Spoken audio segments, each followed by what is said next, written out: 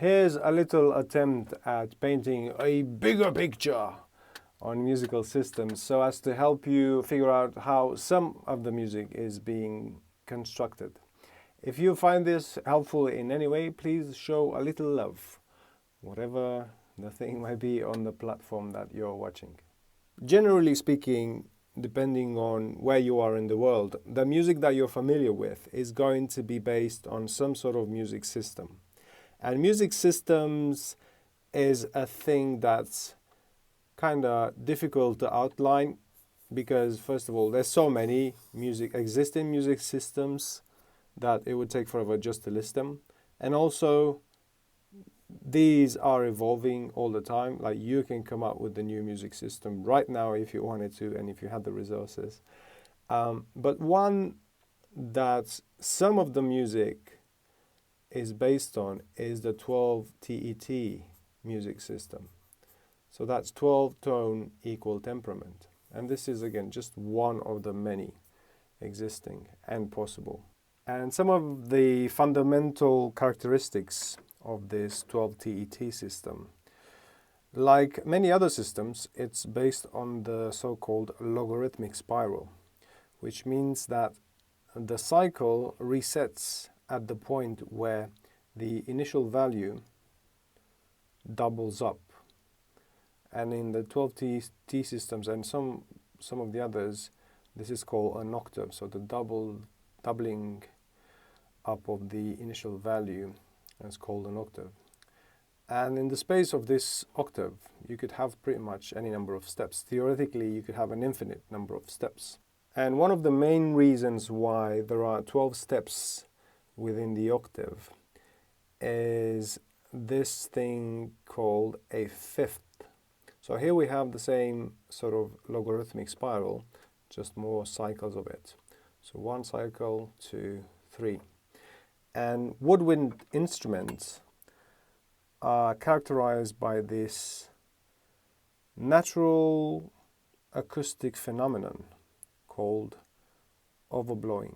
So this particular instrument has been engineered to produce a fundamental tone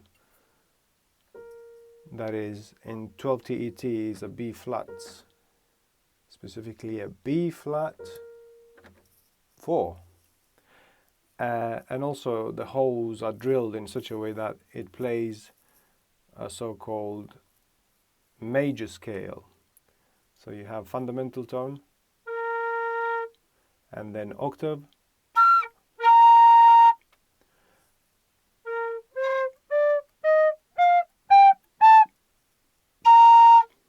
Now, again, this has been engineered in such a way that it does all this. But you could take any random pipe and find a way to produce sound at one end. It doesn't have to have any holes.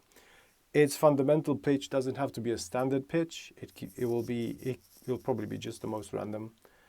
But the natural phenomenon of overblowing will always produce the same intervals. So the fundamental will be, and then if you overblow, meaning if you blow harder, the first stable pitch that you'll get will be what is called an octave.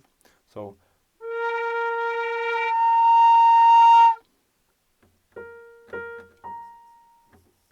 and then depending on the shape of the instrument, so this is a cylindrical, the next so-called harmonic will be what it's called a fifth. So again, fundamental.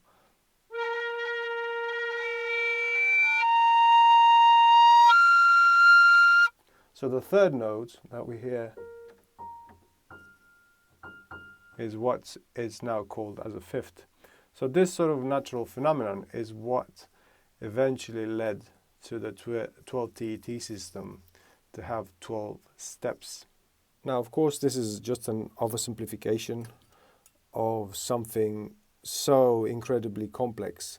It's literally taken hundreds of years and incredible amounts of resources to discover all this.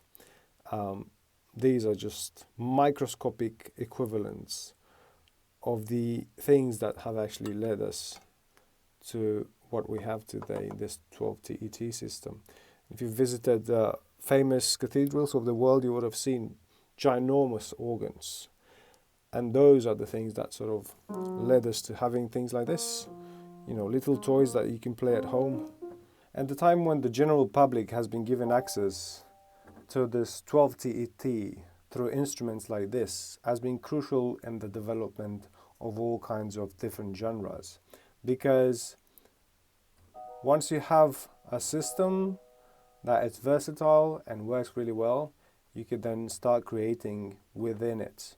And so many beautiful genres have appeared just from the way the keyboard is been laid out.